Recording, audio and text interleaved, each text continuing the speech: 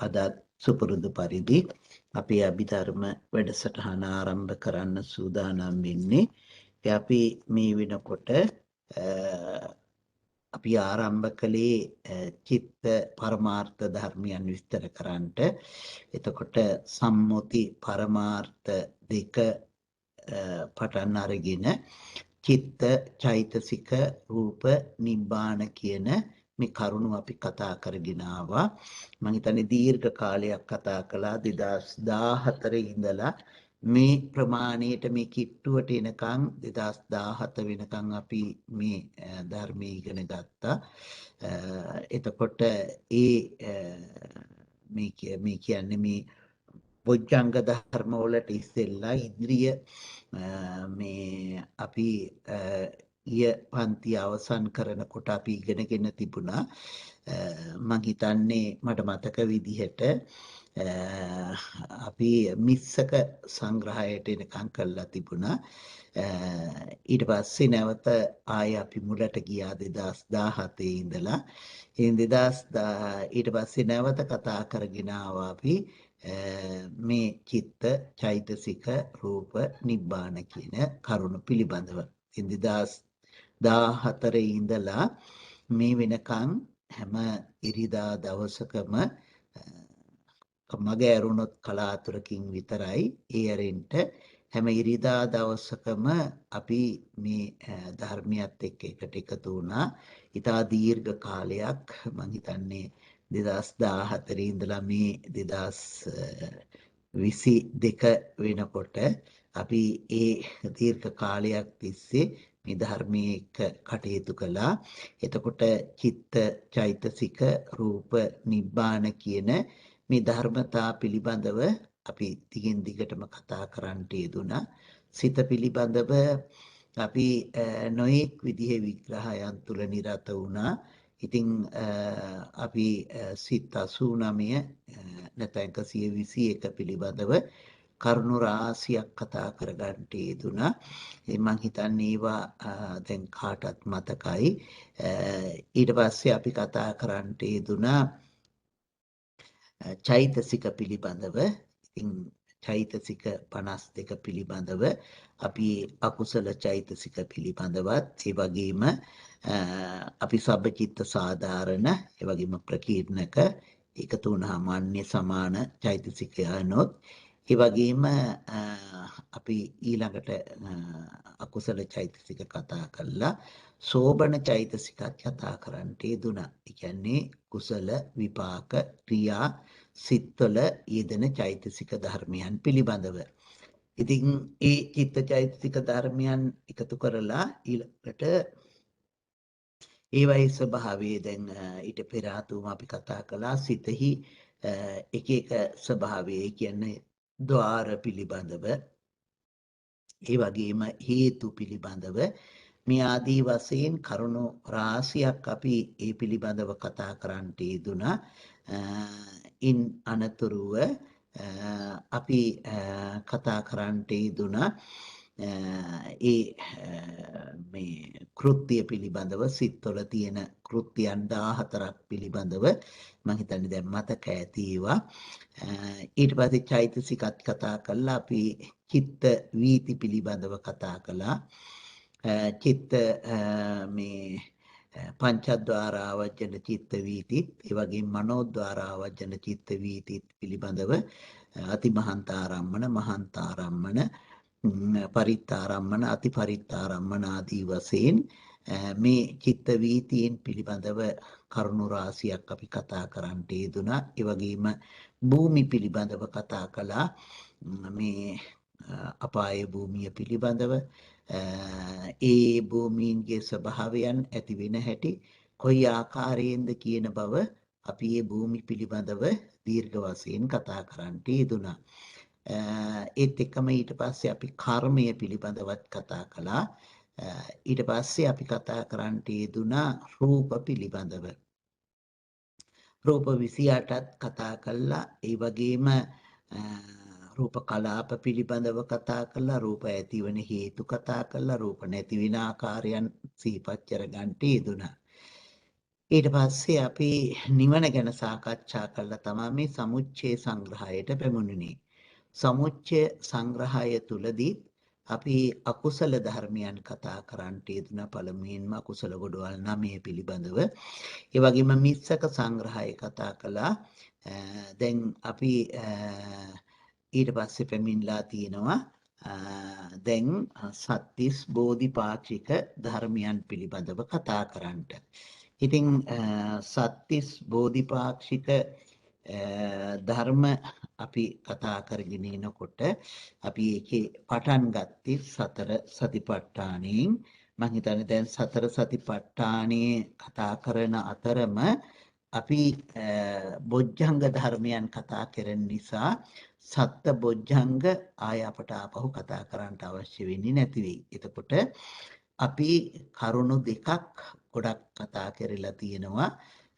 සතර සතිපට්ඨානය කතා කරනකොටම සතර ඉද්ධිපාදයන් පිළිබඳව සතර සම්‍යක් ප්‍රදානයන් පිළිබඳවත් කරුණු මතක් වෙනවා. වීරිය සම්බොජ්ජංගය ආදී කතා කරනකොට ඒ වගේම අපි සත්ත බොජ්ජංග සම්පූර්ණයෙන්ම කතා කරනවා. එතකොට අපට ඒ ටික අයින් වෙනවා. ඊළඟට අපට ඉතුරු වෙනවා සත්‍තිස් බෝධිපාක්ෂික ධර්ම වල පංච ඉන්ද්‍රිය, පංච බල, ඒ වගේම සතර ඉද්ධිපාද, ආර්ය අෂ්ටාංගික මාර්ගය කියන මේ ධර්මතාවයන් පිළිබඳව. ඉතින් ඒකෙන් අපි සතර සතිපට්ඨානයේ කතා කරගෙන යනකොට අපි කායානුපස්සනාව, වේදනානුපස්සනාව, චිත්තානුපස්සනාව, ධම්මානුපස්සනාව කියන මේ කරුණු අපි දීර්ඝ වශයෙන් කතා කළා. බොහෝ කරුණු සාධක ඇතිව මං හිතන්නේ අපි මේ පන්තිවල කතා කරන තුන්වෙනි වතාව වෙන්න ඕනේ සතර සතිපට්ඨානය. ඉතින් සතර සතිපට්ඨානය ඒ තරමටම අපි මේ පන්තිවලදී සතිපට්ඨාන සූත්‍රය දිගින් දිගටම විස්තර කළා. ඒ වගේම බොහෝ අපි මේ කාලවල වලදී සතර සතිපට්ඨානය වඩන්නත් උත්සාහ කළා. ඉතින් ඒ සතර සතිපට්ඨානය වඩන ක්‍රියාවලියන් තුලත් අපි නිරත වුණා. ඉතින් ඊට පස්සේ අපි දැන් සතර සතිපට්ඨානයේ කායානුපස්සනාව කතා කළා, වේදනානුපස්සනාව කතා කළා, චිත්තානුපස්සනාව කතා කළා, ධම්මානුපස්සනාව අපි කතා කරගෙන එනවා. ඉතින් මේ දක්වාම මං හිතන්නේ අපේ ධර්මඥානයේ වෙනස, අපි ධර්මයේ දකින ස්වභාවය හිතන්ට පුළුවන් වෙයි. මොකද අපි අභිධර්මයේ පටන් ගන්නට පෙර ආතුව අපේ ධර්ම දැනුම කොච්චරක්ද, දැන් අපේ ධර්ම දැනුම කොච්චරද, ඒ ධර්මයේ අපි කොයිතරම් ඉදිරියට ගමන් කරලා තියෙනවද කියන එක මං හිතන්නේ මේ හැමදිනාටම පැහැදිලි ඇති. කොච්චරක් අපි මේ ධර්මයේ තුල ඉදිරියට ගමන් කරගෙන ආවද කියලා. එතකොට මේ ධර්මයේ බොහෝ කරුණු අපි සාකච්ඡා කළා. නොයෙකුත් සූත්‍ර සාකච්ඡා කළා මේ පන්තිය තුලදිම.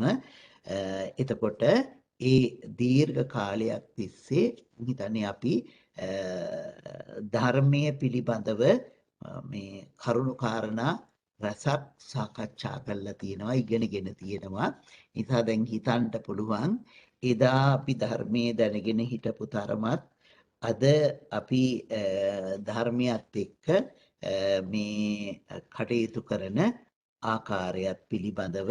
ඒ නිසා මේ ධර්මීය පිළිබඳව අපි කොයිතරම් ඉදිරියට ගිහිල්ලාද. ඉතින් බණක් අහනකොට ඒ අහන බණෙහි කියවෙන ධර්මතාවයන් අපට කොයිතරම් අපි ඉගෙනගෙන තියෙන දේවලුත් එක්ක කොච්චර ලේසියෙන් වටහා ගන්න පුළුවන්ද කියන බවත් මම හිතන්නේ දැන් අපට පැහැදිලි වෙලා තියෙන්න ඕනේ කියන බව මම විශ්වාස කරනවා. මොකද ඒ තරමටම අපි බොහෝ ධර්මයන් පිළිබඳව කතා කරන්නට යෙදුන නිසා. ඉතින් විදිහට අද අපි එළඹිලා තියෙන්නේ මේ ධර්මයන්ගේ අපි ධම්මානුපස්සනාවේ අපි කතා කරගෙන ආපු කරුණුත් එක්ක නීවරණ කතා කළා. ඒ වගේම පංචස්කන්ධය පිළිබඳව කතා කළා. ආයතන පිළිබඳව කතා කළා. ඊට පස්සේ අපි එළඹිලා තියෙන්නේ බොජ්ජංග ධර්ම. ඊළඟට අපිට කතා කරන්න තියෙනවා ඉදිරියේදී බොජ්ජංග ධර්ම වලින් පස්සේ චතුරාර්ය සත්‍ය ධර්මයන් පිළිබඳව. ඉතින් බොජ්ජංග ධර්මයන් 7 පිළිබඳවත් සති, ධම්මවිචය, විරිය, ප්‍රීති, පස්සද්ධි, සමාධි, උපේක්ඛා කියන මේ බොජ්ජංග ධර්ම 7. ඉතින් අපි සති සම්බොජ්ජංගය, සති ධම්මවිචය සම්බොජ්ජංගය, ඒ වගේම විරිය සම්බොජ්ජංගය, ප්‍රීති සම්බොජ්ජංගය, පස්සද්ධි සම්බොජ්ජංගය කියන මේ කරුණු ටික විස්තරාත්මකව කතා කළා. අපි දැන් එළඹිලා තියෙන්නේ සමාධි සම්බොජ්ජංගයට. පස්සද්ධි සම්බොජ්ජංගයත් කතා කළා. අපි ඒ නිසා දැන් එළඹිලා තියෙනවා කොතෙන්ටද? සමාධි සම්බොජ්ජංගයට. අපි සමාධි සම්බොජ්ජංගය පිළිබඳවත් එදා කරුණු ටිකක් සිහිපත් කර ගන්නට යෙදුණා. මේ සමාධි සම්බොජ්ජංගය කියන එක. ඉතින් සමාධි සම්බොජ්ජංගය මේ අපි කතා කරනකොට අපි දන්නවා සමාධිය කියන කරුණ. දැන් සමාධි සම්බොජ්ජංගය දී විස්තර කරන ආකාරයක් සතිපට්ඨානේ අපි කතා කරගන්න ඕනේ. දත අපි චුට්ට කතා කළා. සන්තං වා අජ්ජත්තං සමාධි සම්බොජ්ජංගං අත්තිමේ අජ්ජත්තං සමාධි සම්බොජ්ජංගෝති පජානාති. අසන්තං වා අජ්ජත්තං සමාධි සම්බොජ්ජංගං නත්ති මේ අජ්ජත්තං සමාධි සම්බොජ්ජංගෝති පජානාති. යථාච අනුප්පන්නස්ස සමාධි සම්බොජ්ජංගස්ස උපාදෝ හෝති තංච පජානාති. යථාච උප්පන්නස්ස සමාධි සම්බොජ්ජංගස්ස භාවනාය පාරිපූරී හෝති තංච පජානාති. එතකොට මේ සමාධි සම්බොජ්ජංගය පිළිබඳව සතිපට්ඨාන සූත්‍රයේ විස්තර කරපු ආකාරය මතක ඇති. සන්තං වා අජ්ජත්තං සමාධි සම්බොජ්ජංගං අත්තිමේ අජ්ජත්තං සමාධි සම්බොජ්ජංගෝ හෝති පජානාති. මා තුල සමාධි සම්බොජ්ජංගේ තියෙනවා නම් ඒ සමාධි සම්බොජ්ජංගේ මා තුල ඇතැයි කියලා දැනගන්නවා. අසන්තං වා අජ්ජත්තං සමාධි සම්බොජ්ජංගං නත්ති මේ සමාධි සම්බොජ්ජංගෝ හෝති පජානාති. මා තුල සමාධි සම්බොජ්ජංගේ නැතිකොට මම සමාධි සම්බොජ්ජංගේ නැtei කියලා දැනගන්නවා. ඒ වගේම යථාච අනුප්පන්නස්ස සමාධි සම්බොජ්ජංගස්ස උපාදෝ හෝති තංච පජානාති. යම් සමාධි සම්බොජ්ජංගයක් නැති සමාධි සම්බොජ්ජංගය එතකොට යථාච අනුප්පන්නස්ස සමාධි සම්බොජ්ජංගසි නැති ඒ කියන්නේ ඉපදිලා නැති සමාධි සම්බොජ්ජංගය උපාදෝ හෝති තංච පජානාති. ඉපදෙනකොට සමාධි සම්බොජ්ජංගය ඇති වෙනවා කියලා දැනගන්නවා. ඒ වගේම යථාච උප්පන්නස්ස සමාධි සම්බොජ්ජංගස්ස භාවනාය පාරිපූරී හොಂತಿ හෝති තංච පජානාති. එහෙමනම් ඇති වෙලා තියෙන සමාධි සම්බොජ්ජංගය සම්පූර්ණත්වයට පත් කරනවා වඩනවා කියලා දැනගන්නවා. එතකොට ඒ සමාධියත් අපි වඩන්නේ දැනගෙනමයි. එතකොට සමාධිය පිළිබඳව සමාධිය ඇතිවීම පැවැත්ම නැතිවීම කියන මේ කරුණු ටික තමයි මෙතෙන්දිත් විස්තර කරන්නේ. මොකද තියෙනකොට තියනවා කියලා දැනගෙන තියනවා. ඔන්න අපි මේ එක පැත්තකට බැලුවොත් එහෙම අසන්තං වා සමාධි සම්බොජ්ජංගං නත්ති මේ සමාධි සම්බොජ්ජංගෝති පජානාති. සමාධි සම්පොඥංගේ නැතිව තියෙනකොට නැහැ කියලා දැනගන්නවා. ඇති වෙනකොට ඇති වෙනවා කියලා දකිනවා. තියෙනකොට තියෙනවා කියලා දකිනවා. ඒ තියෙන සමාධි සම්පොඥංගය දියුණු කරගන්නවා. ඉතින් නීවරණ ධර්ම වලදීත් ඒ වගේම ආයතනයන්හි කතා කරන අවස්ථාවන් වලදී ඒ තැන්වලදීත් අපි එතෙන්දී ආයතනයන් පිළිබඳව කතා කරනකොට අපි කතා කරන්නට යෙදුනේ ඒ ආයතනයන් නිසා ඇතිවෙන සංයෝජන ධර්ම. ඒ සංයෝජන ධර්ම පිළිබඳවත් අපි ওই ටිකම කතා කළා. එතකොට මේ මුළු සතිපට්ඨානයේ පුරාවකටම අපිව ගෙනිහිල්ලා තියෙන්නේ ඇතිවීම, පැවැත්ම, නැතිවීම කියන මෙන්න මේ කරුණු ටික දකින්න. ඒ කරුණු ඒක පදනම් කරගෙන තමයි මේ ධර්මතාවයන් ටික ගමන් කරන්නේ. එතකොට ඒ අනුව සමාධියත් ඒ වගේම දකිනවා.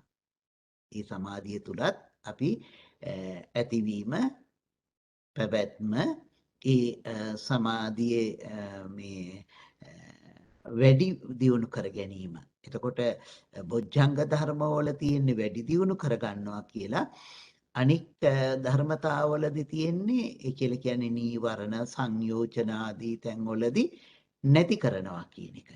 එතකොට සම්පූර්ණත්වයට පත් කරන ආකාරය මෙතෙන්දී විස්තර කරන්නේ. ඒක තමයි මේ සමාධි සම්බොජ්ජංගය පිළිබඳවත් විස්තර වෙන්නේ. එතකොට සමාධිය කියන එක පිළිබඳව මම හිතන්නේ මේ හැමදිනාම ඒ වචනේ ඉතාමත්ම හොඳින් අහලා තියෙනවා. කවුරුත් හොඳින්ම දන්නවා මේ සමාධිය කියන වචනය පිළිබඳව. එතකොට මේ සමාධිය කියන එක ගැන අපි ගොඩාක් කරුණු කතා කළා. කොහොමද උපදවා ගන්නෙ, කොහොමද ඇති කරගන්නේ කියලා රූපාවචර සිත් ගැන කතා කරනකොට. එතකොට ඒ සමාධිය ඇති කරගන්නට අවශ්‍ය දේවල් කරුණු රසක් පිළිබඳව අපි කරුණු කතා කරන්නට යෙදුණා. ඉතින් ඒ නිසා මොකද මේ සමාධිය ගැන කතා කරනකොටත් මේ සමාධියෙහි සමාධි සම්බොජ්ජංගේ උපදව ගන්නට. එතකොට මේක අපි වඩන්නේ බොජ්ජංග ධර්මතාවයන් තුල ඉඳගෙන. බොජ්ජංග ධර්මතාවයන් තුල ඉඳගෙන වඩනවා කියන අර්ථයෙන් අපට එන්නේ අපි සමාධිය විතරක් බලාපොරොත්තු වෙන එකක් නෙවෙයි. හිතේ තැම්පච්චමින් විතරක් නතර වෙන එකක් නෙවෙයි. අපි මේ සියලු අරමුණු යන්නේ නිවන අරමුණු කරගෙන. ඒ නිසා සමාධියට මේ ධානයන්ට සමාධියට වඩා ගොඩක් ඉදිරියට ගිය මේ දෙයක් අපි මේ තුලින් බලාපොරොත්තු ඇතිවයි මේ කටයුත්ත මේ සිද්ධ කරගෙන යන්නේ. ඒක අපි හොඳට මතක තියාගන්න ඕනේ.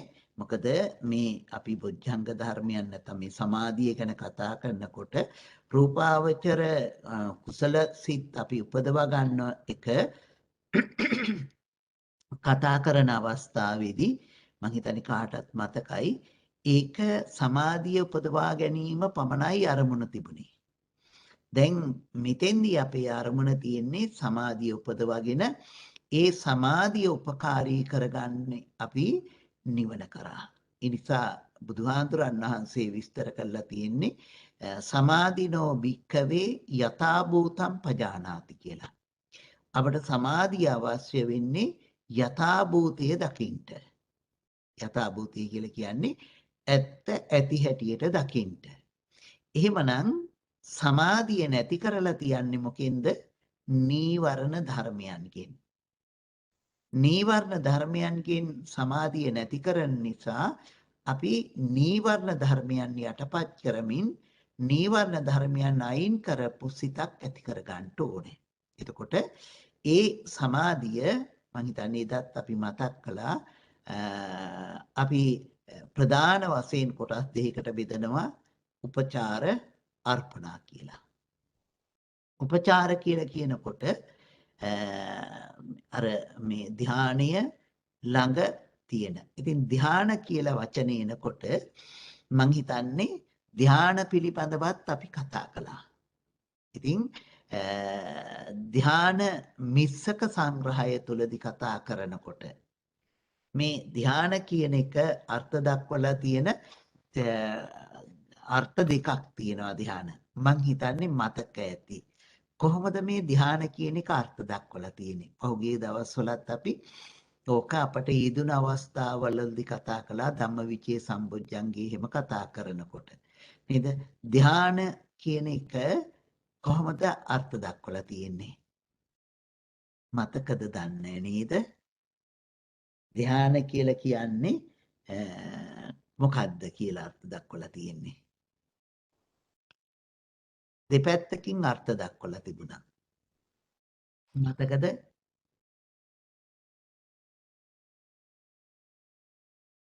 ධාන කියලා කියන්නේ නීවරණ ධර්මයන් දවන තවනෙහින් ධාන කියලා කියනවා. තව අර්ථයක් තිබ්බා. මොකද්ද? මතකද?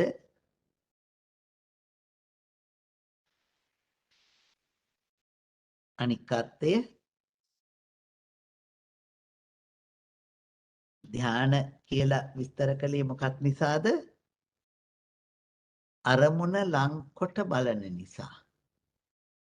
ඇහෙනව නේද කාටත්? ඔව්.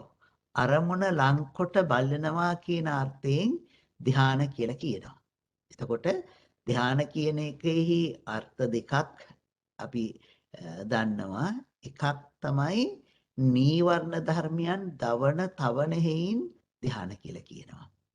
එතකොට අරමුණ ලංකොට බලන හේනොත් ධාන කියලා කියනවා. ඒ නිසා මේ කරුණු දෙකම එකතු කරනකොට අරමුණ ලංකොට බලනවා හේයින් කියනකොට ධාන අංග වශයෙන් කතා කරනකොට ධානාංග වලට අපි ආවේ මොනවද? අපි සාමාන්‍යයෙන් ධානාංග කියන ටිකත් මතකයි. විතක්ක, විචාර, පීති, සුඛ, ඒකාග්‍රතාව. නමුත් අපි මේ දවන තවන අර්ථයෙන් එහෙම එනකොට අනික් විදිහට හිතනකොට ධානය කියලා කියන්නේ අරමුණ ලංකොට බලනා කියන අර්ථයෙන් එනකොට විතක්ක, විචාර ඊළඟට එන්නේ ප්‍රීති, ඒකාග්‍රතාවය, සෝමනස්ස, දෝමනස්ස, උපේක්ඛා. නේද? එහෙම ධානාංග කිව්ව අපි එතකොට කීයක්ද? 7ක්. විතක්ක, විචාර, ප්‍රීති, ඒකාග්‍රතාවය, සෝමනස්සය, දෝමනස්සය, උපේක්ඛාව. සාමාන්‍යයෙන් අපි කතා කරනකොට තියෙන්නේ විතක්ක, විචාර, පීති, සුඛ, ඒකාග්‍රතාව කියලා 5ක් විතරයි. අපි මං අනිත් පැත්තේ ලයිට් එක දාලා නැහැ මේ භාගයක් කරුවල මොකද කියලා හිත. විනාඩියක් ඉන්න.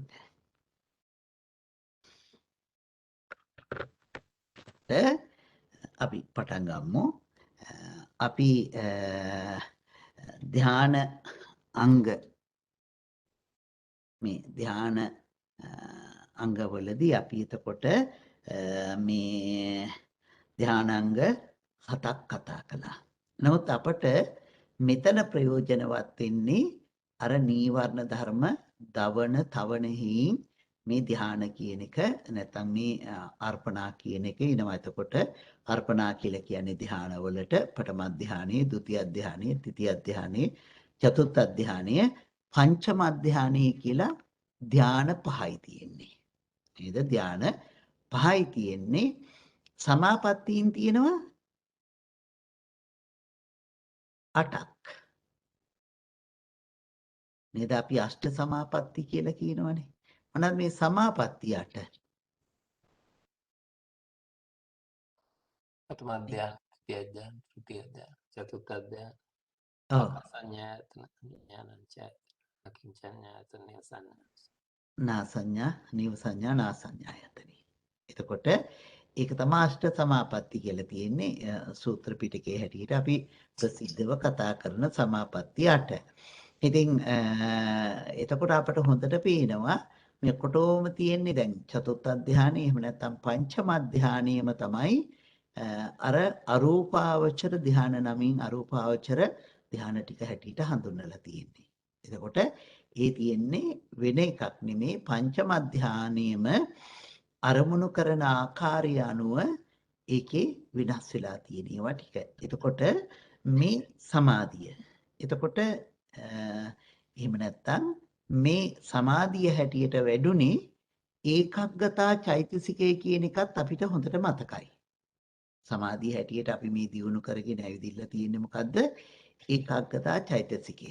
එතකොට ඒකග්ගතා චෛතසිකය සබ්බචිත්ත සාධාරණයි. ඒක ඒ ඒකාග්‍රතාවයේ එතකොට තමයි අර සෝමනස්ස දෝමනස්ස උපේක්ඛාවන් තුලත් සෝමනස්ස දෝමනස්සයන් තුලත් කතා කරන්න වෙන්නේ නේද? සෝමනස්ස දෝමනස්ස දෝමනස්සයන් තුල.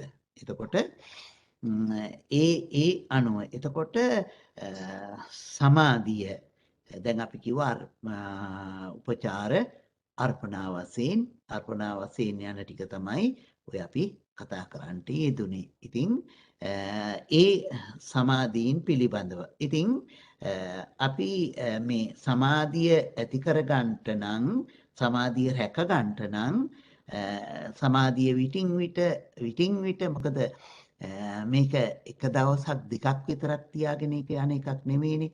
මුළු ජීවිත කාලයම වඩනවා. ඔව්. මොකද්ද?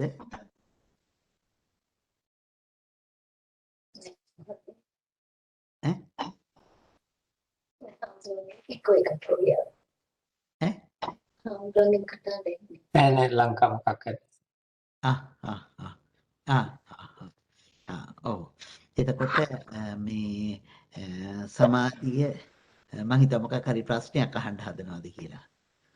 මේ එතකොට ඒ සමාධියෙහි රැකගන්නට ඉපදවීමට උපකාරී වෙන ධර්ම 11ක් තියෙනවා කියලා අපි එදත් මතක් කළා. එතකොට ඒ උපකාරී වෙන කරුණු 11 විස්තර වෙන්නේ පළවෙනි එක මේ වස්තු විසඳ කිරියතා. අපි ඒක මතක් කළා. ඒක මතකයි කාටත් වස්තු විසඳ කිරියතාවේ කියලා කියන්නේ පිරිසුදුකම. ඒක අභ්‍යන්තර බාහිර පිරිසුදුකම. ඉතින් තමන් තුළ සිවුරු රෙදි සෝදලා මේ ඒ වගේම නාලා ඒ ආදී වශයෙන් ඒ කරන ටික තමයි වස්තු විසඳ කිරියතාවේ කියලා හඳුන්වන්නේ. ඊළඟට අපි වස්තු විසඳ කිරියතාවයයි අනිත් පැත්තෙන් හිතනකොට මේ සමාධිය ඇති කරගන්නට තියෙන අනිත් එක තමයි වස්තු විසඳ කිරියතාවේදී බාහිර පිරිසුදුකමත් විස්තර කරනවා. ඉන්ද්‍රිය සමන්ත පටිපාදනතා නේද? ඉන්ද්‍රිය සමන්ත පටිපාදනතා කියලා කියන්නේ ඉන්ද්‍රියන් සම කරලා පවත්වා ගන්න එක. මොකද සමාධියට වඩා අපි අනිත් පැත්තෙන් හිතනකොට ප්‍රඥාව වැඩි වුණොත් එහෙම එතකොට සමාධියයි ප්‍රඥාවයි අනිත් එක තියෙන්නේ සද්ධාවයි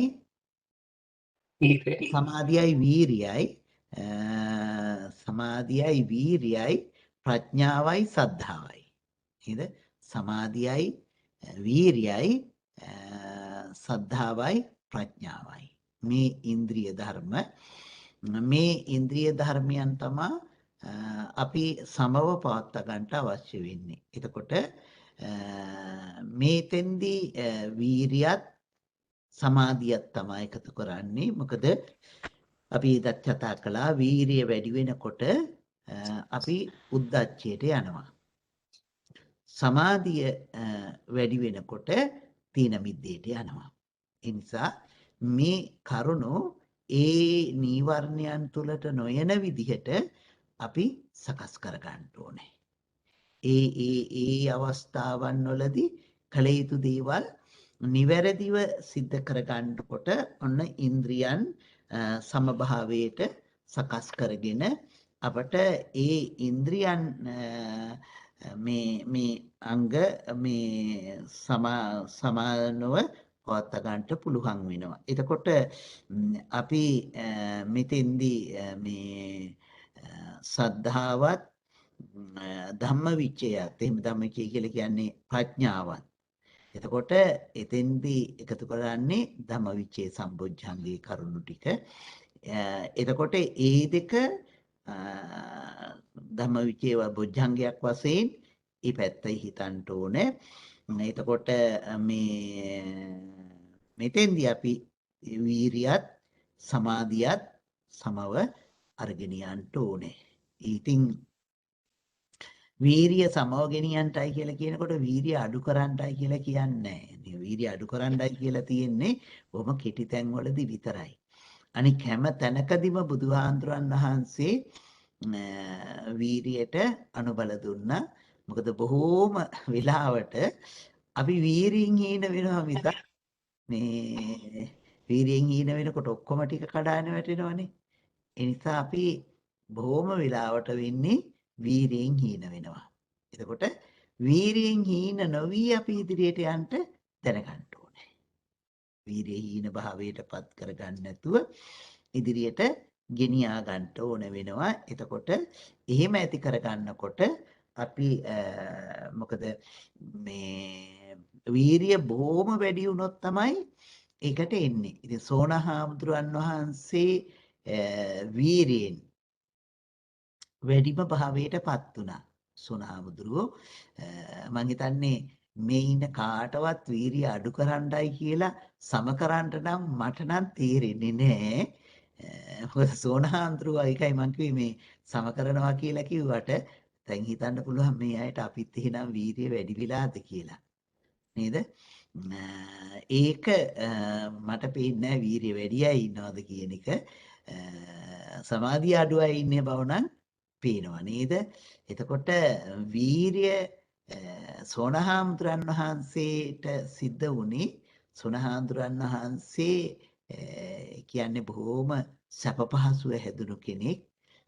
නමුත් මේ පැවිද්දට බොහොම කැමැත්තෙන් බොහොම අමාරුවෙන් මේ තරුණියක් ගෙදරින් අවසර අරගෙන පැවිදි භාවයටපත් වෙන්නේ.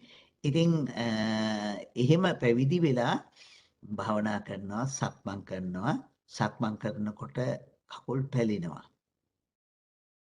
කකුල් පැලෙනකොට දනකගා සක්මන් කරනවා. මම හිතන්නේ ඒ තරම් වීරියකින් කරන අය හදාපට හම්බ වෙනවා බොහොම අඩුයි නේද? ඉතින් ඒ වෙලාවල් වලදී අපි ඒ සමභාවය ඇති කරවනවා. එතකොට ඒ සෝනහාමුදුරන් වහන්සේ ඒ තරම් දැඩි වීරියකින් කටයුතු කරනකට බුදුහාමුදුරන් වහන්සේ සෝනහාමුදුරන් වහන්සේ ළඟට ඇවිදිලා අර වීණාවේ තත තද කරන හැටි ගැන උපමා කළා දේශනා කළා. වීණාවේ තත වැඩියෙන් තද වුණත් නියම ශබ්දේ එන්නේ නැහැ. අඩුවෙන් තද වුණත් නියම ශබ්දේ එන්නේ නැහැ. ඒ නිසා වීණාවේ තත ඒ ප්‍රමාණයට යම් තද කළ යුතු ප්‍රමාණයට තද කරන්නටයි කියන එක උපමා කළා බුදුහාඳුරන් වහන්සේ සෝනහාමුදුරන්ට වීරිය සම කරන්නටයි කියලා දේශනා කළා. වැඩි වීරිය ඇති කරගන්න නැතුව. ඉතින් එහෙම නැතුවම බලන්න බොහෝම තැන්වලදී හාමුදුරන් වහන්සේලා වීරිය අඩු කරගන්නවා. බුදුහාඳුරන් වහන්සේගේ කාලෙදී බොහෝ තැන්වල බොහොමයක් තියෙන බුදුරජාණන් වහන්සේට වීරිය වැඩි කරන්න ඕනේ ධර්ම දේශනා කරන එක තමයි වැඩියෙන්ම කරන්න වෙලා තියෙන්නේ. නේද? වීරිය ඇති කරවන්නට. වීරිය අඩු කරවන්නට තියෙන ඒවා තියෙන්නේ බොහොම ටිකයි කරුණු කියලා. ඒ කියන්නේ අපි සාමාන්‍යයෙන් මොකද වෙන්නේ? වීරිය අඩු වෙලා යනවා. වීරිය වැඩි වෙලා යන්නේ නැහැ. ඉතින් ඒ නිසා අර පැත්තට ගමන් කරනවා. ඉතින් දැන් ඒ නිසා ඉන්ද්‍රිය සමන්ත පටිපාදනතා කියලා කියනකොට ඉන්ද්‍රිය සමත්ත පටිපාදනතාවලදී අපි මොකද කරන්න ඕනේ? වීරියත් සමාධියත් සම කර ගන්න ඕනේ. ඒ වගේම ප්‍රඥාවත් සද්ධාවත් සම කරවගෙන යන්න ඕනේ. මෙතෙන්දි වැදගත් වෙන්නේ වීරියයි සමාධියයි කියන දෙක. ඊළඟට විස්තර කරනවා නිමිත්ත. ඔව් අම්මා. මොකක්ද අම්මා? ඉන්ද්‍රියයන් සම කරගන්න කියන්නේ සාමාන්‍යයෙන් එතකොට මුල අවස්ථාවේදී සෝවාන් වෙන්න උත්සාහ කරන අයට විතරද? මොකද දැන් අනාගාමී බ්‍රහ්ම ලෝක කරනකොට අපිට තියෙනවා පහළ වෙන් කරන්නේ ඔව් ඔව් මේ සෝවාන් වුණයින් පස්සේ සමහරලාට වීරිය හීන කරගන්නවා. ඒකනේ සත්තුක්කත්තු පරම කියලා කියන්නේ නේද? සෝවාන් පුච්චලය උග්ගටි තන්න විපටි තන්න සත්තුක්කත්තු පරම කියලා කොටස් තුනකට බෙදනවානේ. උග්ගටි තන්න පුච්චලයා තමයි මේ ජීවිතේම වීරියෙන් යුක්තවම ඉදිරියට ගෙනියන්නේ. නේද? සත්තුක්කත්තු පරම පුච්චලයා ඒ තරම් වීරිය වඩන්නේ නැහැ. ආත්මාව හත යනකම්ම යනවා. මනුෂ්‍ය ලෝක දිව්‍ය ලෝකවල. නේද? ඊළඟට මේ සත්තුක්කත්ත පරම වුණාම අනිත් පුජ්‍යලයා ඒ අතරතුරදී වීරිය වඩලා යනවා. ඒ වගේම සුද්ධාවාස බ්‍රහ්ම ලෝක පහ අපි වෙන් කරේ. සුද්ධාවාස බ්‍රහ්ම ලෝකේ ගිය අය වීරිය නොවඩම ඉන්නවා. අකනිටාගාමී වෙන අය ඉන්නවනේ. ඒ අය මේ දැන් අවිය අතප්ප සුදස්ස සුදස්සි අකනිට්ටක කියලානේ තියෙන්නේ. අවියෙහි ඉපදුන අය අකනිටා බ්‍රහ්ම ලෝකයේ දක්වාම යනවා. ඒ අයගේ කැමැත්ත අනුව එතකොට දැඩි වීරියක් වඩලා නැතිව. නේද? දැඩි වීරියක් වඩන්න නැතුව මොකද එයා ඒ දිව්‍ය ලෝකයෙන් ඒ දිව්‍ය ලෝකයෙන් චුත වෙලා අවියෙන් අතප්පේට යනවා. අතප්පෙන් සුදස්සයට යනවා, සුදස්සෙන් සුදස්සියට යනවා, සුදස්සියෙන් අකනිට්ටකට යනවා. ඒ දිගටම යනවා. මොකද එහෙම පුජ්‍යලේ ආය ආපහු එන්නේ නැහැ. ඊළඟට අපි ධානය වඩාගෙන ගිහිල්ලා ඉපදුනොත් එහෙම මේ ආකාසඤ්ඤායතනේ දැන් මේ ඉතින්දි සෝවාන් වෙලා තිබුණොත් එහෙම එයත් ආපහු එන පුජ්‍යලෙක් නෙවෙයි. සෝවාන් වෙලා හිටියනම් එයා එතනින්ම ඒ තුලින්ම අරිහත්ත්වයට පත් වෙනවා. නීව සංඥා නා සංඥායතනයට ගිය පුජ්‍යලයාත් ආපහු ඒ පුජ්‍යලිය ආපහු වෙන්නේ ඒ අය එහෙදිම පිරිනවම් පානවා. එතකොට ඒ ස්වභාවය තියෙනවා. එතකොට මම හිතන්නේ ඒ තැන් වලදී ඉන්ද්‍රිය ධර්මයන් සම කරවන්න අවශ්‍ය වෙනවා. නේද? ඒ තැන් වලදී සම කරවන්න අවශ්‍ය වෙනවා.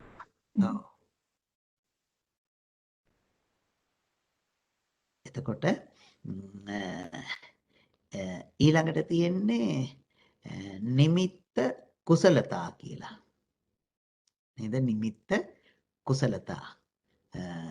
එකත් අපි කෙටියෙන් එදා කතා කළා. නිමිත්ත කුසලතාවය. අපි මේ නිමිත්ත ගැනීමේ ඇති කුසලතාවය දක්ෂකම. නේද? හැකියාව. නිමිති කීයක් තියෙනවද? සමත භාවනාවක් වඩන්න ගන්නකොට 40ක් නෑ ඒ ආරම්මණනේ භාවනාවේ නිමිති දෙකයි හඳුරන්නේ උග්ඝහ නිමිත්තයි නෑ මේ පරිකර්ම නිමිත්තක් තියෙනවනේ. එදා මට මතකයි පරිකර්ම නිමිත්ත ගැන කිව්වේ නෑ. එදා කිව්වේ උග්ඝහ නිමිත්තයි පටිභාග නිමිත්තයි. එතකොට පරිකර ඔව් තුනක් තියෙනවා නේද හම්දුරනේ? තුනක් තියෙනවා. පරිකර්ම නිමිත්ත, උග්ඝහ නිමිත්ත, උග්ඝහ නිමිත්ත, පටිභාග නිමිත්ත. එතකොට මේ පරිකර්ම නිමිත්ත කියලා කියන්නේ අපි හදාගන්න එක. කසින මණ්ඩල ආදී කසින මණ්ඩලයන් හදාගන්න නිමිත්ත. එහෙම නැත්නම් මලමිනියක් හරි ඒ අරමුණු කරගන්න ගන්න නිමිත්ත. නේද? එතකොට මේ උග්ඝහ නිමිත්ත කියලා කියන්නේ ඒකෙන් අපි ලබාගත්තු එක. මං හිතන්නේ මතකයි එහෙම කියනකොට. පරිකර්ම නිමිත්තෙන් ලබාගත්ත. පරිකර්ම නිමිත්තෙන් ලබාගත්තු එක. පරිකර්ම නිමිත්ත බාහිරයි. බාහිරේ නිමිත්තෙන් අපි අරගන්නවා අපි වඩාගෙන අපි උපදවා ගන්නවා උග්ඝහ නිමිත්ත. උග්ඝහ නිමිත්ත ඇති කරගෙන උග්ඝහ නිමිත්ත වඩාගෙන යනකොට උග්ඝහ නිමිත්තෙහි තියෙන පිරිසුදුකම ඇති කරගෙන ඒ තුල ඇති කරගන්න පිරිසුදු උග්ඝහ නිමිත්තේ කියලා කියන්නේ උග්ඝහ නිමිත්තේදී අපි කසින මණ්ඩලයක් නම් ඒ කසින මණ්ඩලයේ තියෙන කඩතොළු හරි ඒකේ නියම ස්වභාවය හෝ ඒ කියලා කියන්නේ පාටක් හරි අපි හිතමු නිල් පාට කියලා.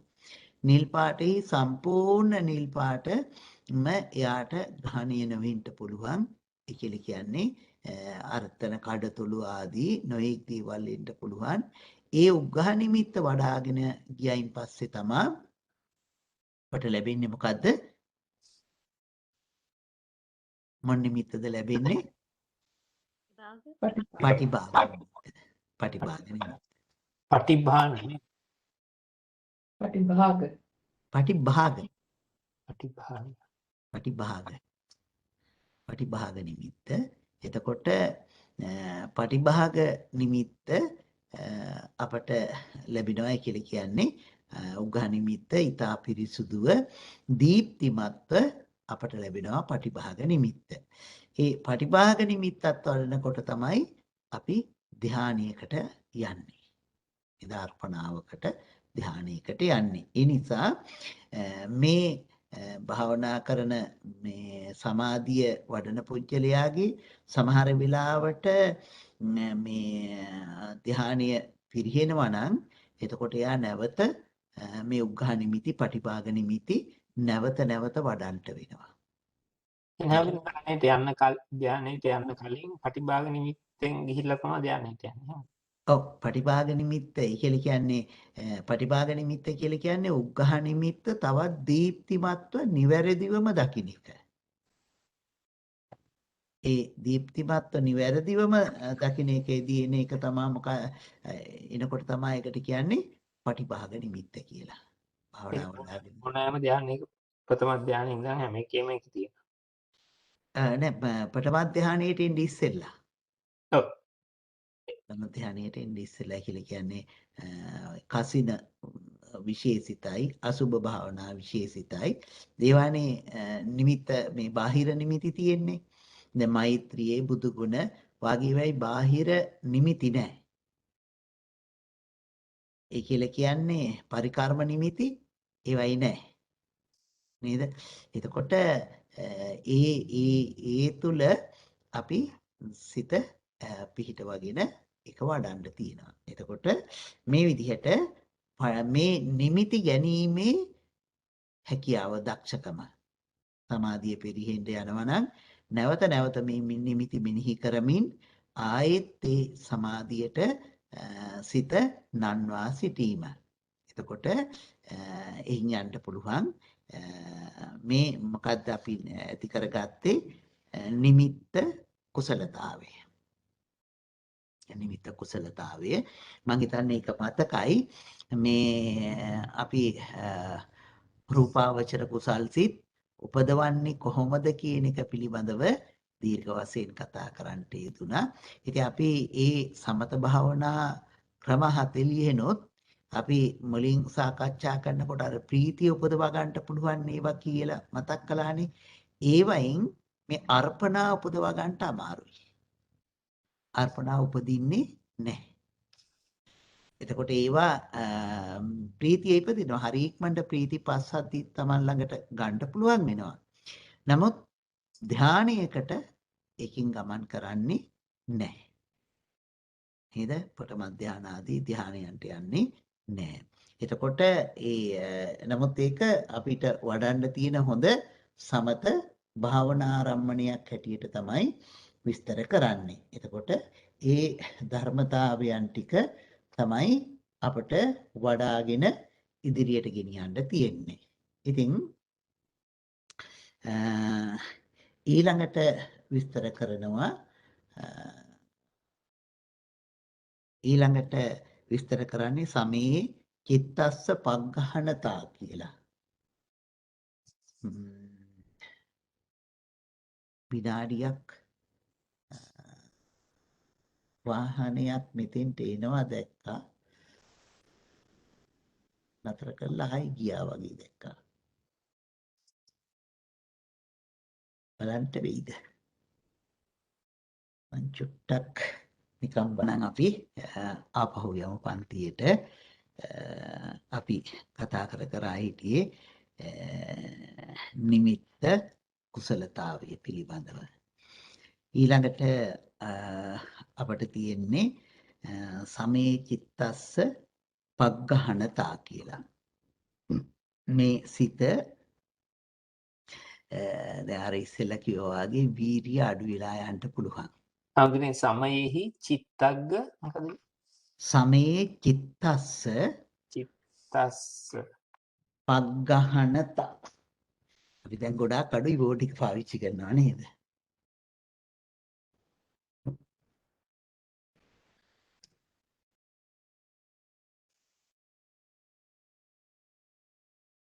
සමයේ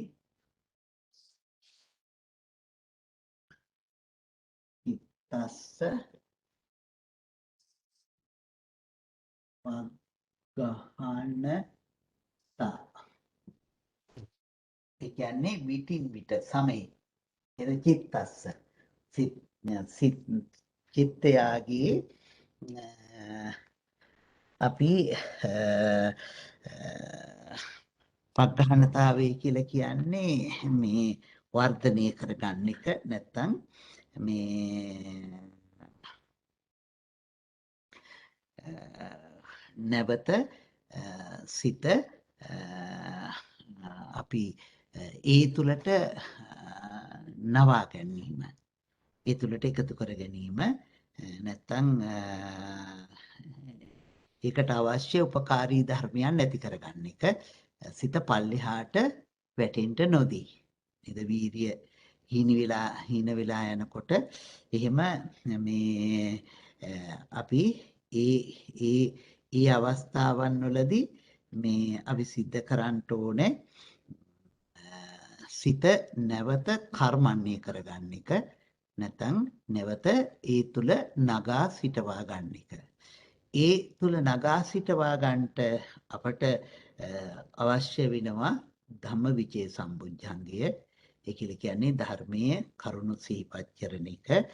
ඊළඟට මේ වීරිය, ප්‍රීති ආදී සම්බුද්ධංගයන් ඇති කරගන්න එක. එහෙම ඇති කරගන්නකොට ආයේ සිත නැවත නගා සිටවා ගන්නට හැකි වෙනවා. සමාධිය නගා සිටවා ගන්නට හැකි වෙනවා. ඒක හඳුන්වනවා සමේ චිත්තස්ස පග්ගහනතාවේ කියලා. ඒ වගේම සිතට නිග්‍රහ කර ගන්නටත් වෙනවා. ඒක හඳුන්වනවා ඊළඟ එක සමේ චිත්තස්ස නිග්‍රහණතා කියලා. ඒ කියලා කියන්නේ මේ සිත විසිරීලා යනවා නම් ආයෙත් නැවත සිතට ඒ කියන්නේ සිත විසිරිනවා කියලා කියන්නේ අපේ සිත වෙනත් වූ අරමුණු කරා ගමන් කරන්න පුළුවන්. නේද? සිත විසිරීලා යන්න පුළුවන්. විසිරීලා ගිය සිතක් ඒ විසිරීලා ගිය කරුණු වලට අපි හිතන්ට කාමච්ඡන්ද ආදී නීවරණයන්, ව්‍යාපාද ආදී නීවරණයන්, උද්ධච්ච කුක්කුච්ච මේ නීවරණයන් පැමුණුණයින් පස්සේ සිත සතුටු කරවන්නලා හරියන්නේ නැහනේ.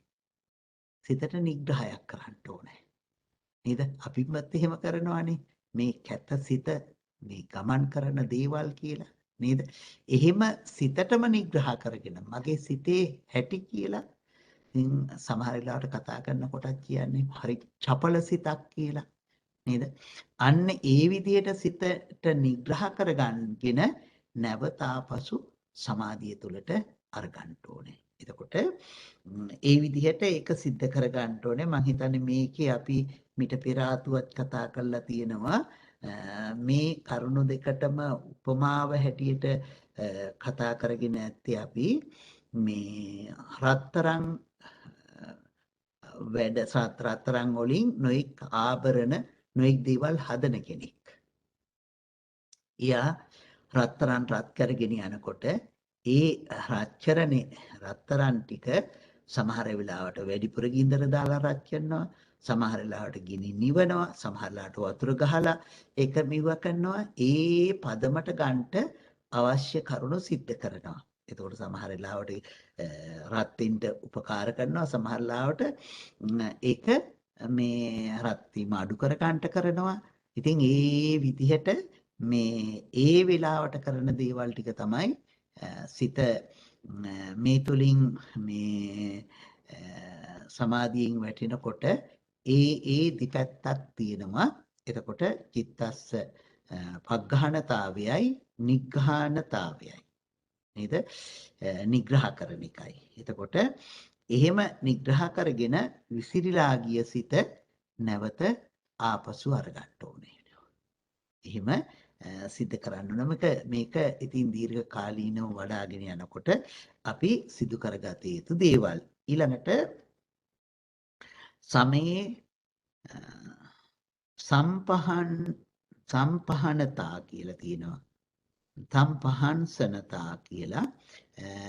ඒ කියලා කියන්නේ දැන් අපි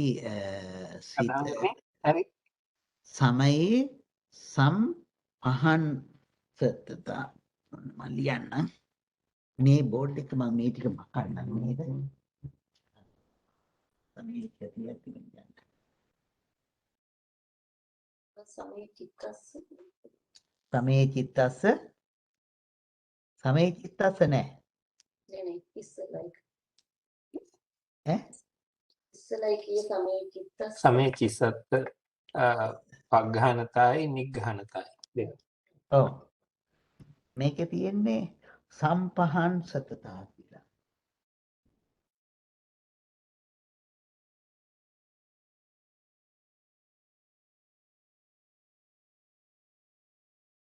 සම්පහන්සනතා නේද?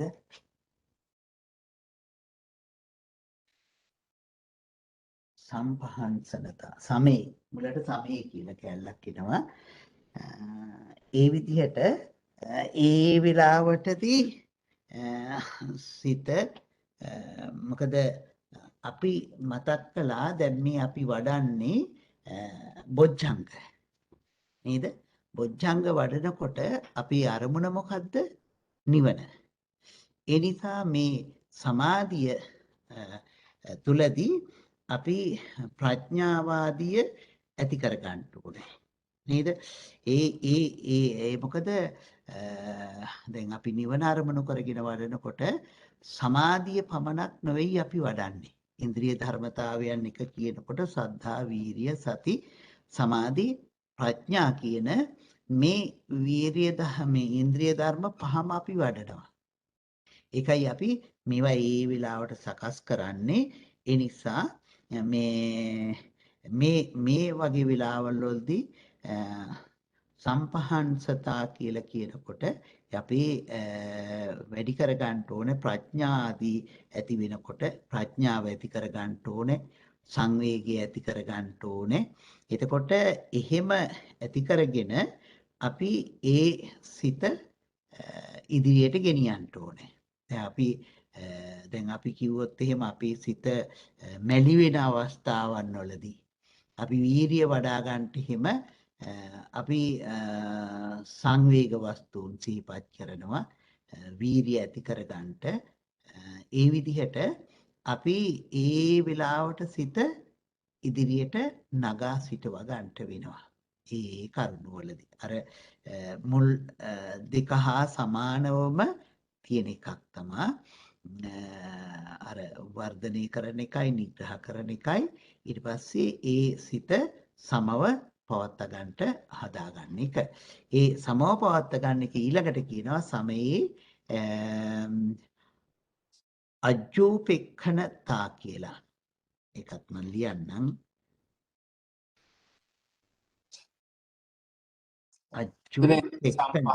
සම්පහස්තකතාව කියන එක හරි තේරුම එතකොට සමාධි සංසුන් කරගන්න එක. කවචනයකින් කිව්වොත් සංසුන් කරගන්න එක. කෙන්සන්නස එතන උපෙක්කාවට අදාළ විදිහටද? උපේක්ඛාවට අදාළ වෙන එක ඊළඟ එක. එහෙමයි සර්. ඒක තමයි මම මේ ඊළඟ එකත් කියන්න හැදුවේ. මේ ඒ කියලා කියන්නේ දැන් අර මම එකයි මතක් කළේ අපි වඩන්නේ බොජ්ජංග. ඒ බොජ්ජංගයන් වඩාගෙන යනකොට ඒ බොජ්ජංගයන් තුලදී දියුණු කරගත යුතු ආකාරය නේද? ඒ මොකද අපි දැන් මේක අරමුණු කරන්නේ නිවන. අපි සමාධිය අපිට ඇති කරගන්නේ හිතේ තැම්පත් කරගෙන ඇති කරගෙන 이르දි උපදවගෙන එහෙම ඉඳීමේ පරමාර්ථය නෙමෙයි. අපේ පරමාර්ථය විලා තියෙන්නේ මොකක්ද? පොච්චංගයක් වශයෙන් වඩනකොට නිවන අරමුණු කරගෙන වඩන එක. නිවන අරමුණු කරගෙන වඩන එක. ඒ නිසා නිවන අරමුණු කරගෙන වඩනකොට අපි සිත සංසුම් භාවයට සමාධිය සංසුම් භාවයෙන් පවත්වා ගන්න ඕන වෙනවා. එතකොට සසර බය ගැන මෙනෙහි සසර බය ගැන හිතලා නේද සසර සංසාරේ බය ගැන හිතලා සිත ඒ විදිහට හදා ගන්න වෙනවා. එතකොට මේ කරුණු ටික ඔක්කොම එකම ආකාරයට යන්නේ. මොකද සිතට පග්ගන්නතාවය, නිග්‍රහය නේද? මේ සම්පහන්සතා කියන මේ ඒ කරුණ ඊළඟට සමේ අජ්ජෝපෙක්ඛනතා එලින්ගොත් එහෙම ඒ කියන්නේ ඇත්තටම උපේක්ෂාවට පච්චර ගන්න එක.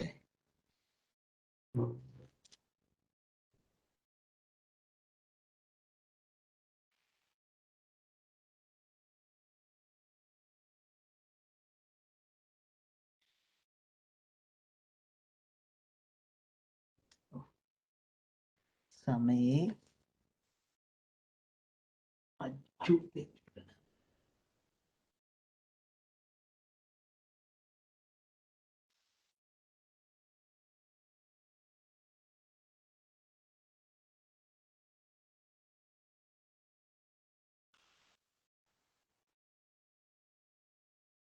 අජ්ජෝපෙක්ඛන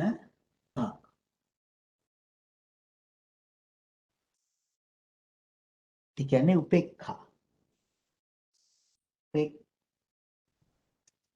උපේක්ඛාව මේ එතකොට මේ සමාධිය අපි දැන් මැලි වෙන්න නොදී වැඩි වෙන්න නොදී සංසුන් කරමින් මේ විදිහට මේ අරමුණු සකස් කරමින් යන අතරතුරදී අපි මේක ඇත්තටම මේ අනුබල දීලා නිග්‍රහ කරලා ආය සම කරගෙන මෙහෙම කළා අපි මේක සමභාවයට පත් කර ගන්නවා මධ්‍යස්ථ භාවයට පත් කර ගන්නවා සමාධියත් එක්කම මධ්‍යස්ථ භාවයට පත් කර ගන්නවා ඒක තමයි මේකෙන් අදහස් කරන්නේ එතකොට මේ අජුපෙක්ෂණතා කියන එක උපේක්ඛාවටද සමාධියේ උපේ ඒ සමාධිය කියන්නේ දෙස කියන උපේක්ඛාවෙන් බලලා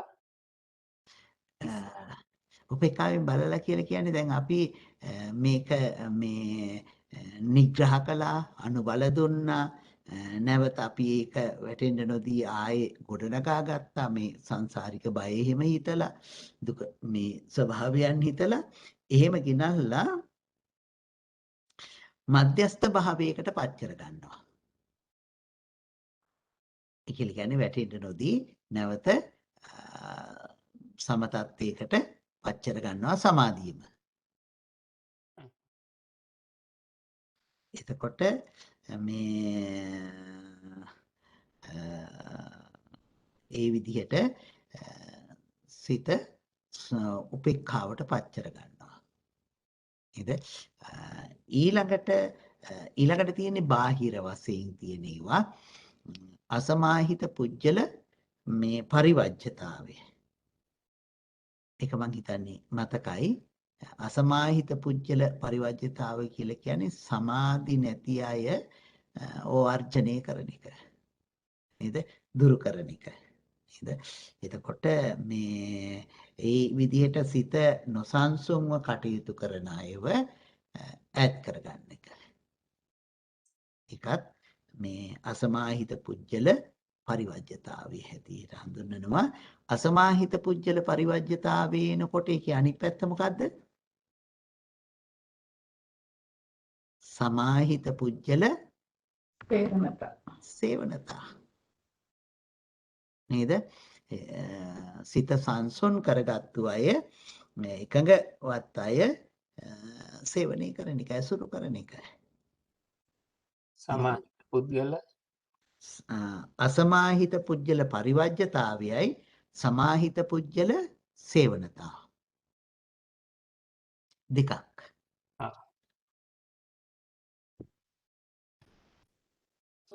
කියන්නේ සමාධිය වඩන අය අසුරු කරන එක නේ. ඇසුරු ඒ කියන්නේ තැම්පත් හිත වඩන අය සිත තැම්පත් කරගත්තු අය ඇසුරු කරන එක.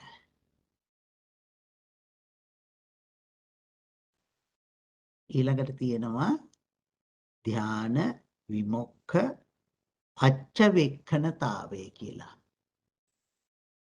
නේද? ධ්‍යාන මාර්ගඵල ධර්මයන් පිළිබඳව පච්චවෙක්ඛනතාවය.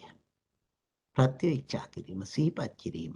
නුවණින් ධ්‍යාන විමුක්ඛ පච්චවෙක්ඛනතා. ධ්‍යාන විමුක්ඛ පච්චවෙක්ඛනතා. ලියන්න ඕනේද? ඔව්.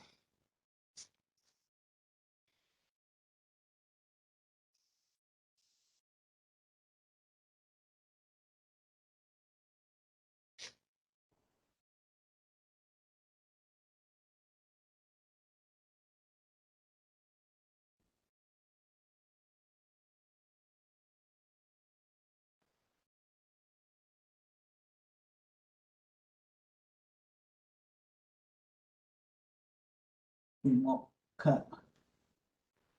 පච්චවෙක්ඛනතා.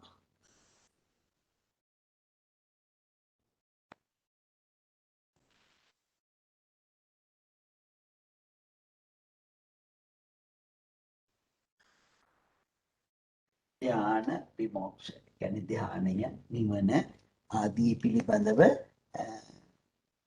ප්‍රතික්ෂා කරන එක නුවණින් සිහිපත් කරන එක. ඒක මේ ධර්මතාවයන් සිහිපත් කරන එක. ඒවයි කියන අවසරවල ඒක ධ්‍යාන සිහිපත් කරන ධ්‍යාන මාර්ගඵල ලැබෙන්නද ප්‍රතිවේක්ෂා කරන්නේ. මොකද? ධ්‍යාන විමුක්ඛ පච්චවෙක්ඛනතා කියන්නේ ප්‍රතිවේක්ෂා කිරීමනේ. ඔව්. ප්‍රතිවේක්ෂා කරන හැමදේම ධ්‍යානෙ ලැබලා ඉන්න ඕනේ නේද? නුවණින් සලකා බැලීම. මේ වෙයි හොඳ ගුණ ආනිසංස ගුණයන් නේද? ආනිසංස ගුණ ඒවා පිළිබඳව සිහිපත් කරන එක. එතකොට ධාන විමුක්ෂයන් පිළිබඳව ආනිසංස ගුණ වටිනාකම ඒ විදිහට නුවණින් සිහිපත් කරන කරුණු එනකොට ආපහු ඒවා අපට වැටෙනවා නම් උපදවා ගන්න පුළුවන් තියෙන ඒවා රඳවා ගන්නට අපි ඒ පිළිබඳව කැමැත්තක් ඇති වෙනවා. මේකේ මේ විදිහේ ස්වභාවයෙන් යුක්තයි කියන එක. එතකොට වැටෙන්න නොදී ඒ වගේම රඳවා ගන්නට තියෙන එක ඉදිරියට ගෙනිය ගන්නට ඒ තුල කැමැත්ත ඇති කර ගන්නවා. ඒ ධානයන් පිළිබඳව විමුක්ෂය පිළිබඳ නිවන පිළිබඳව අපි ඒ විදිහට සිහිපත් කරනවා. මාර්ග ඵල ධර්මතාවයන් පිළිබඳව. අන්තිම එක මේ දෙක අපි ආයේ ඊළඟ දවසේ කතා කරමු. තදදි මුත්තතාවය. එද මොකද කාලේ චුට්ටක් මදි වෙන නිසා මොකද්ද කරන්න තියෙන්නේ? තදදි මුත්තතාවය. ඒ කියන්නේ ධානයේට නැඹුරු කරගත්තු සිත. ඒකට කැමැති කරගත්තු සිත. නේද? ඒ ටික ඇති කර ගන්න ඕනේ. මේ අන්තිම දෙක අපි තව ටිකක් කතා කරන්න ඕනේ. ඒක අපි අනිත් දවසට ඉදිරි කරගමු. ඒ ටිකේ ඉදිරියට කතා කරන්න තියෙන එක. ඔව්. එහෙනම් තදදි මොක්කතාවය කියන්නේ මොකද්ද? තදදි මුත්තතා. ඒ කියන්නේ ඔව් මේ හැම වෙලාවෙම ධානයේ මේ සමාධියට නැඹුරු කරගත්තු සිතක්. තදදිමුත්තතාවය කියන්නේ ඊට නැඹුරු කරගත්තු සිත. අදිමුත්තතාවය. ඔව් ඒ කියන්නේ ධානයේ කියනකොට ධානයේට නැඹුරු කරගත්තු සිත. ඒ කියන්නේ නිතර අපි ඉරියව් පවත්වනකොට කතා බහ කරනකොට මේ හැම වෙලාවකදීම ධානයේට නැත්නම් මේ සමාධියට සිත නැඹුරු කරගෙන ඉන්නවා. ඒ පැත්තට සිත ඒක මතක තියාගෙනම ඉන්නවා. ඔව්. එහෙමනම් අපි ඒ කරුණු අන්තිම දෙක තුන පිළිබඳව තව ටිකක් කතා කරමු. ටිකක් තියෙනවා කතා කරන්නට. අදට අවසන් කරමු. අපි ඊළඟට තියෙන්නේ උපේක්ඛා සම්බොජ්ජංගය ගැන කතා කළාම අපට බොජ්ජංග ධර්මතාවයන් අවසන් වෙනවා. ඊළඟට අපි එනවා සතිපට්ඨානේ බොජ්ජංග ධර්මත මේ උපේක්ඛාව පිළිබඳව අපට මම හිතන්නේ කතා කළ යුතු දේවල් ගොඩක් තියෙනවා. ඊළඟට තමයි අපි එන්නේ මේ සත්‍ය කොටසට. හොඳයි. එහෙනම් අපි අවසන් කරමු. අපි මේ සිදු කර